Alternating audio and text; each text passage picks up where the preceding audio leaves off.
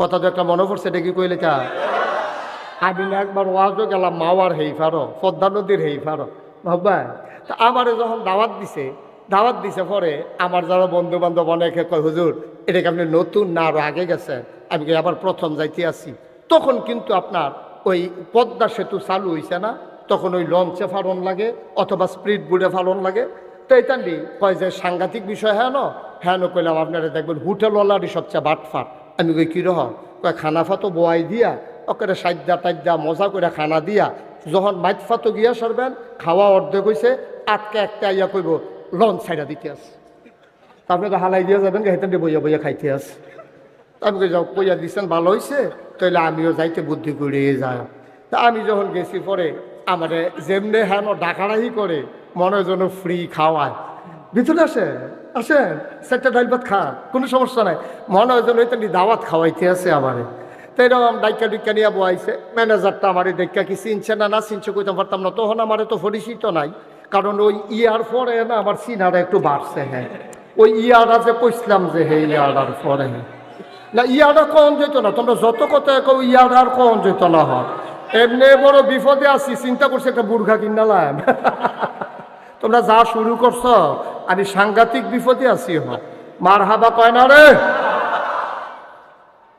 মালিকাই আসেন আমারে কয়, হুজুর আমি নিজে রাতে মাছের মাথাটা ধুইছি, এটা আপনি খান, ইলিশ মাছের মাথা সবচেয়ে বড় মাথা, আপনি মজা করে খান। তা আমি তো জানি যে এটা কারবার কি করে, তা আমিও মাছ লই যাবি, দেন না অসুবিধা নাই, সুবিধা হইলে দেন। তো মাছ টাছ দিয়া সারছে, মাছের মাথা এটার ভিতরে তো কাটা বেশি, ইলিশ মাছের মাথা একটু খাইয়া সারছি। পরে একটা দৌড় দিয়ে আইয়া সেটা কয়, হুজুর লঞ্চ সাইডা দিতে আছে। আমি কই তৈলে খানা দিয়ে একটা ফ্যাকেটও করে দিই। আমি এই লঞ্চ বইয়া বইয়া খায়াম।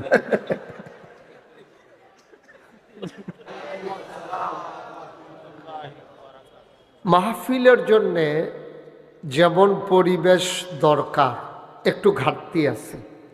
লোকজন বেশি হওয়া মানেই মাহফিল খুব সুন্দর তা না। মাহফিলে সবগুলো মানুষ বসতে পারলে মাহফিলটা সুন্দর হয়। তো মাইকের আওয়াজ না থাকলেও আমরা পিছন দিয়া কয়েকজনের যেই আওয়াজ আছে, মাইক লাগতো না, তারা যদি আবার জাগারাত বইতো মাইক ছাড়াই তারার কথা মাইসে হুন্ড হইল। হ্যাঁ আওয়াজ বালা মাশাআল্লাহ, আমিন কর। পেছনের তারা শুনতে পায় না, তুমি মাইকটা পেছনের তারারে বাড়াই দাও, আমিন কর। মাহফিলের জন্য আরেকটু অনুকূল পরিবেশ লাগবে। যারা মোবাইলগুলো ধরে রেখেছেন, এভাবে না রেকর্ড হয় না শোনা হয়, আপনি শুনতেও পারতেছেন না, রেকর্ডও হচ্ছে না। আপনার জন্য পেছনের মানুষটাও শুনতে পাচ্ছে না, দেখতে পাচ্ছে না। দয়া করে সবার মোবাইলগুলো বন্ধ করে দেন, যারা হাতে ধরে রেখেছেন মোবাইলগুলো বন্ধ করেন। এভাবে রেকর্ড হয় না তো, আপনার সাথে আমার সাউন্ড সিস্টেম নাই তো, বন্ধ করেন। পকেটে ঢুকান মোবাইল, কথা বুঝেন নাই? সবার মোবাইলগুলো বন্ধ করেন। ইউটিউবে হাজার হাজার ওয়াজ আছে, আপনি কয়টা ওয়াজ শুনবেন? ওয়াজ শুনতে শুনতে একদিন মরে যাবেন, দেখবেন যে ওয়াজ আরো বাহির হয়েছে, সবটি হুন্ডা যেতেন পারছেন। আরে আপনি কি মোবাইলটা বন্ধ করতে এতক্ষণ লাগছে? কি হয়েছে তোমার? পকেটে ঢুকা ওটা। হ্যাঁ মনে করছো অন্য হুজুর।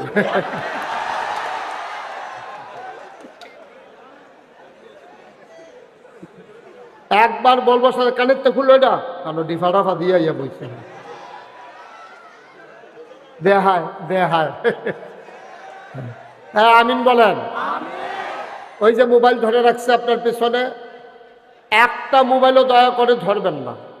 আপনি ওয়াজ শুনতে আসছেন, আপনি মনোযোগের সাথে ওয়াজ শুনেন। আপনি যদি আবার মোবাইলের ভিতরে চাইয়া থাকেন তো সারা জীবন তো ভিতরে দেখলেন, তো আমি বাড়ি শিখিতা তাই ভিতরে থাকতাম, এড়েওয়ালা আছেন নাকি?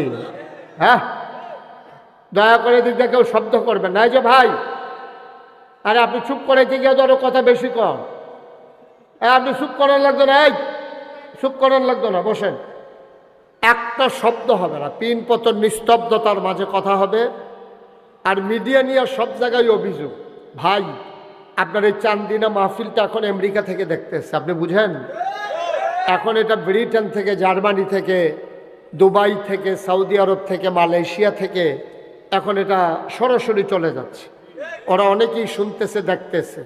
তা আপনি যদি এই ফিলুইয়া ফানা করেন যে হ্যাতে হ্যাঁ বইয়া দেখতে গেলে আমরা লগে বইয়া দেখতাম পারি না, না ফিলুইয়া ফানা করি একটু কথা বলেন না আপনি, আবার কথা কয় বোকার মতো।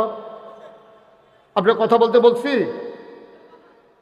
সবাই কনা আমি দয়া করে একটু সুযোগ করে দিতে হবে। জায়গা অনুযায়ী আপনারা লোক বেশি হইছেন, এটা ভালো। মাহবুব ভাই, আমাদের মাহবুব হুজুর দাওয়াত দিছিল ঘর ফিসে একজন, আপনারা আইয়া পড়ছেন হাফটা, এর লেগে একটু সমস্যা হয়েছে। সামনের বছর বুঝ করে আইয়া করবো, আয়োজন করবো ইনশাআল্লাহ। এটা অনেক বছর পরে শুরু করছে তো, উনি পরীক্ষামূলক চলে না, উনি পরীক্ষামূলক ছাড়ছে আর কি, দেখি কি নমুনা দেখছে, ভালোই প্যাসেঞ্জার পাওয়া গেছে, সার্ভিস চলবো ইনশাআল্লাহ। আল্লাহ যেন কবুল করে, সবাই পড়ি আমিন। জুড়ে পড়েন। শুধু আমার দিকে তাকাই থাকবেন, হ্যাঁ, মাছের মতো নিষ্পলক নয়নে, খরগোশের মতো কান খাড়া করে, এই যে ঘুরে বসেন, এদিকে এদিকে ঘুরে আমার দিকে ঘুরে বসেন। এই মোবাইলটা রাখেন, পকেটে ঢুকান। এই পর্যন্ত 5 বার না 6 বার ধরছে, এটা লইয়ে যাবো কমেন্ট। আমিন কন, জোরে কন। উনি কইছে কারবার দেখছ, সাইডগুল দিয়ে গুছাই আনছে, আন্না দিয়ে বাতির তলাম ভাই। মার হাবা কন। আমি অনেক মাহফিলও সেটিং চেঞ্জ করে লাইছি, মঞ্চে বইয়া যে কথা কয় না, তারারে নামাইয়া কথা কইনারে উড়াইয়া তারারে নিচে বয়াইছি। আমি আশা করি এই কাজ এখানে করা লাগবে না। আপনারা যারা বসছেন আশা করি আওয়াজ করবেন ইনশাআল্লাহ। আল্লাহ যেন কবুল করে, সবাই করে আমিন।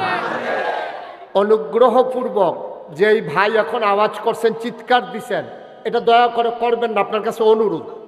আপনি একজনের চিৎকারে যে কত বড় ক্ষতি হয় এটা আপনি বুঝেন না, এটা আপনি বুঝেন নাই। আপনারা বুঝলে, আপনারা পিটাইলেও আপনি এই আওয়াজ করতেন না। আপনি চুপ করে শুনেন, শুনতে পারবেন। চুপ করে শুনেন, আপনি শুনতে পারবেন। আওয়াজ করলে আপনি শুনবেন কেন? আপনি নিজেই তো একটা আওয়াজ। একটু পরে পরে একটা চিৎকার করে, আপনি ইশারা ইঙ্গিতে অথবা মোবাইলে কারো মাধ্যমে জানান। এত বড় একটা চিৎকার করলে মাহফিলটা আর থাকে কিছু? একদূর বিবেক তো খাটাইতে হবে ভাই। আপনি শুনেন না বলে সবার মাহফিলটা ধ্বংস করে দেবেন? আপনি কান খাড়া করে এদিকে ফিরে তাকান, খেয়াল করেন, বাড়ির চিন্তা ছেড়ে দেন। চিন্তা করতে আছেন দোকান বাজার নিতেনটি বন্ধ করছি, নি তো শুনবেন কেমনে? খেয়াল করে শুনেন, যে আওয়াজ হচ্ছে শোনার তো কথা, আমি তো শুনতে পাচ্ছি ক্লিয়ার। এখানে কয়জন মানুষ হয়েছেন আপনারা? আমি খালি মুখে ওয়াজ করলেও তো আপনারা শোনার কথা। বলেন সুবহানাল্লাহ, বলেন আলহামদুলিল্লাহ, বলেন আল্লাহু আকবার। শুকরিয়া আদায় করলাম কার? জোরে বলতে হবে কার? এটা আপনি বন্ধ করেন, বন্ধ করেন। এটা শুকরিয়া আদায় করবো কার? করে যাব কার? লস না লাভ, কম না বেশি?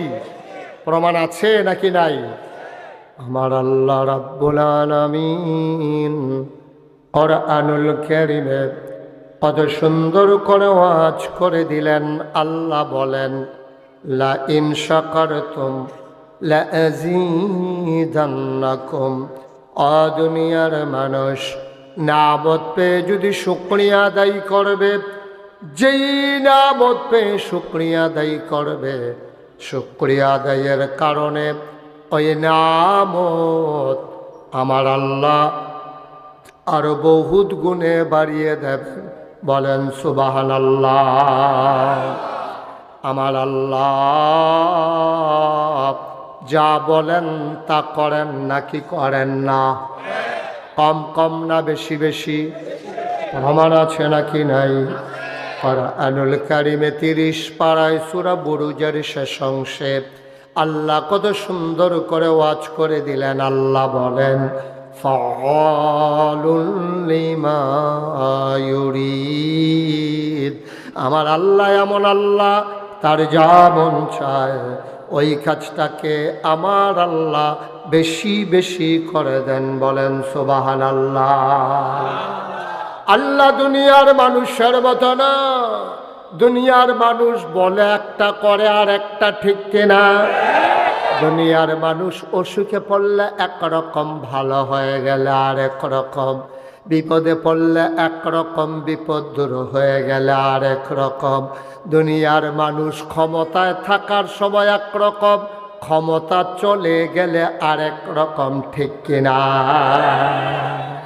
আমাদের আন্দাজ নাই, এই মুখে দিয়ে যাই তাই কইতে থাকে। টেলিভিশনটা খুললেই, পত্রিকাটা খুললেই দেখা যায় খেলা হবে, আছে নাকি নাই? একটা এরকম একটা কথা কইলে সারে, তুমি খেলতা ফারবা কি ফারবা না এটা বুঝ করে কোন লাগে না? হ্যাঁ, ওপেন হার্ট সার্জারি ওই হচ্ছে দুইজনে দইরা খেলা করার লাগে, হাতে কয় খেলা হবে। হ্যাঁ, খেলতো পারে, হ্যাঁ খেলতো পারে। ফলাফাইনে যখন মাঠও নামছে তখন হেবাটার আর বিচাইরা পাওয়া যায়, তখন ফলাফাইনে এক সাইডটা গোল দিতে দিতে দড়ি গিটটাইয়া শেষ, খেলা আর শেষ হয় না, ঠিক কিনা কম?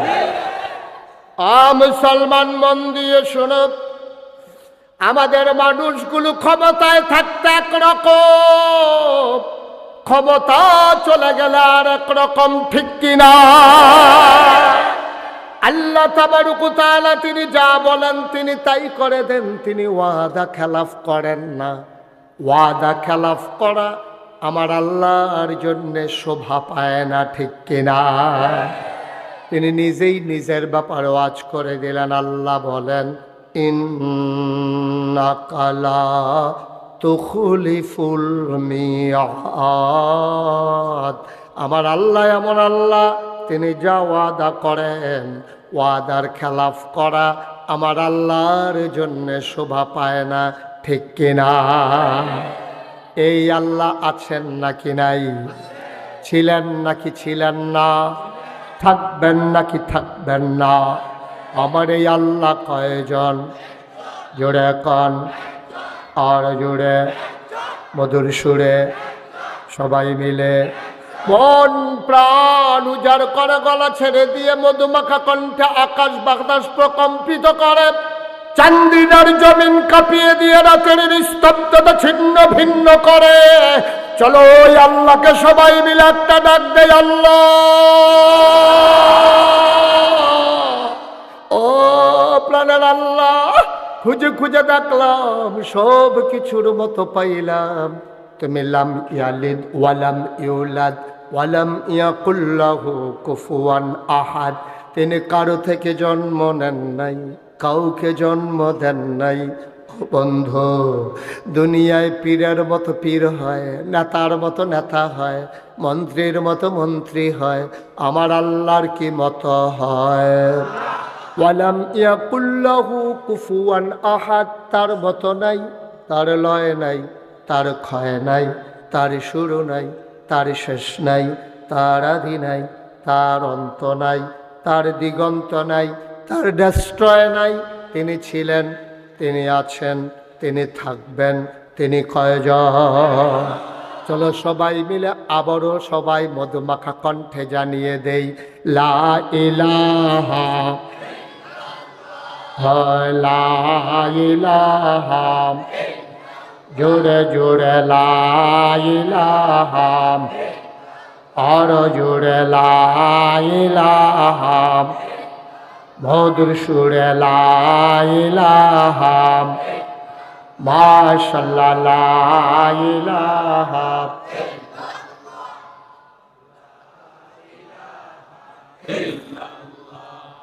লা ইলাহা, লা ইলাহা ইল্লাল্লাহ মুহাম্মাদুর রাসূল সাল্লাল্লাহু আলাইহি ওয়াসাল্লাম। সবাই পড়েন আলহামদুলিল্লাহ। কোরআনে ঢোকার আগে মারদুদ শয়তান থেকে ফেলে হয়েছে, যিনি রহমান যিনি রাহিম, তার নামে চলেন শুরু করি, সবাই পড়ি। আউযু বিল্লাহি মিনাশ শাইতানির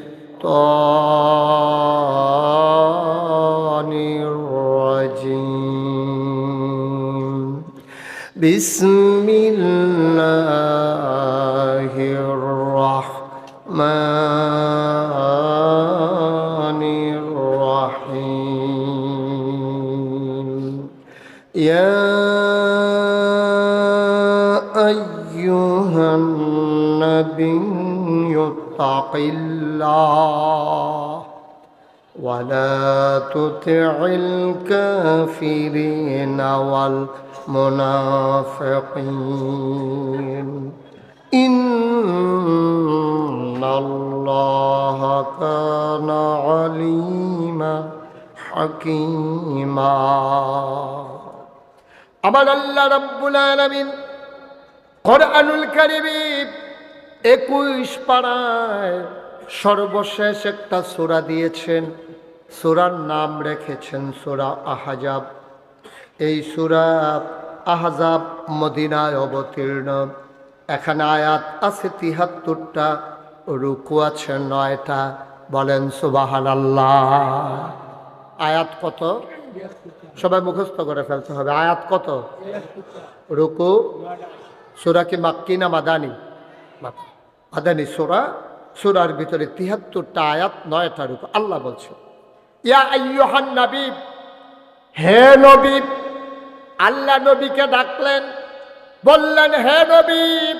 মুফাসসিরিন কিরাম ঐকমত্য পোষণ করেছেন, যদিও নবীকে ডেকেছেন কিন্তু এই শুধু নবী এখানে এই আল্লাহর ডাকের আওতায় না। এখানে নবীর যত উম্মত, যত দুনিয়ার মানুষ, কিয়ামত পর্যন্ত যারা আসবে, কোরআনের প্রতিটি আয়াত, প্রতিটি বাণী যেটা আমাদের জন্য হচ্ছে শিক্ষা। এই কোরআন হচ্ছে আমার তোমার জীবন বিধান, পথ চলার পথেও। যদিও ডেকেছেন ইয়া আইয়ুহান নবী, হে নবী। ডাকের ভেতরে আমরাও যেন পড়ে গেছি। বলেন আলহামদুলিল্লাহ।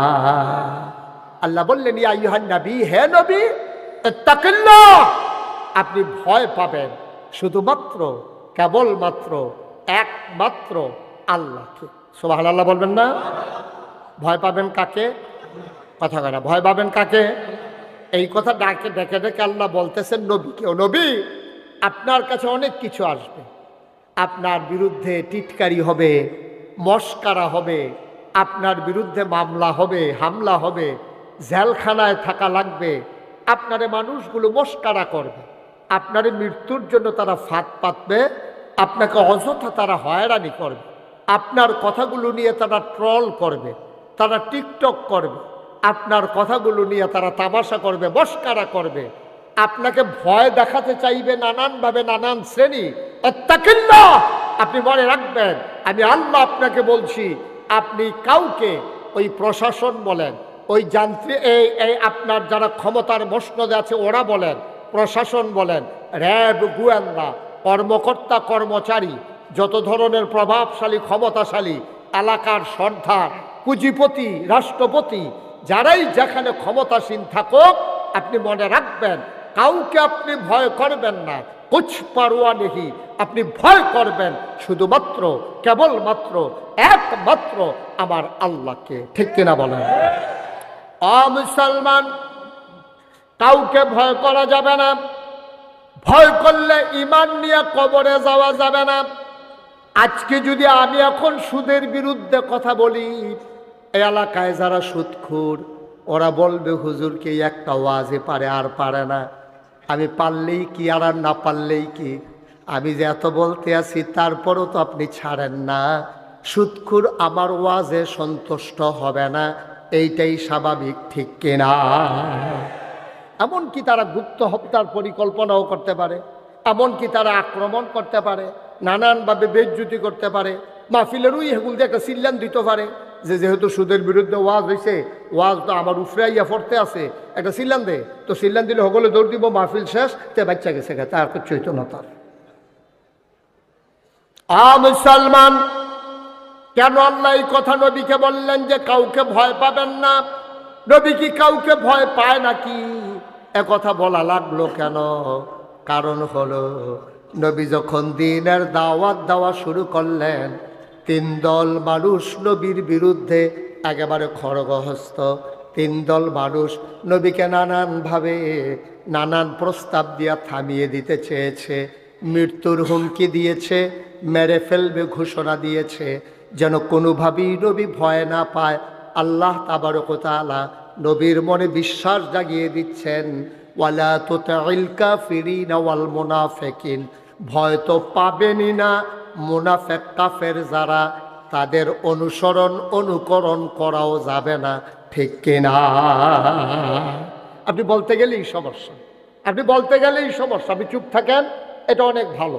আর যেটাতে কোনো সমস্যা নেই। নবী যখন বললেন সাফা পাহাড়ের পাদদেশে, নবীজি যখন বললেন, ও দেশবাসী, আমার গোষ্ঠীর মানুষেরা, আমার রক্তের অংশরা, আমার যারা এলাকাবাসী দেশবাসী, তোমরা আমাকে বলো আল আমিন, তোমরা আমাকে বলো সাদেক, আমি বিশ্বাসী, আমি সত্যবাদী। এই কথাগুলো তোমরা যখন ঘোষণা দাও, আবার আমি তোমাদেরকে যদি বলি কলু লা ইলাহা ইল্লাল্লাহ, তোমরা সবাই পড়ো লা ইলাহা ইল্লাল্লাহ। ভাই, বুঝার জন্য বলতেছি, খরগোশের মতো কান খাড়া করে, মাছের মতো নিষ্পলক নয়নে দয়া করে একটু শুনুন, একটু বুঝুন। আমি যদি এই যে আল্লাহর নবী বলছেন পড়ো লা ইলাহা, কথা বললেন লা ইলাহা ইল্লাল্লাহ, এই কথা বলার সাথে সাথে আপনার সবাই বলতে হবে, সব কাফেররা মক্কায় যারা ছিল তারা কি খুশি না বেজার? কথা কোন, খুশি না বেজার? হ্যাঁ, সংখ্যা একেবারে মাইনরিটি, সামান্য কিছু লোক খুশি হয়েছে, যারা দিন নিজের জীবনে গ্রহণ করেছে।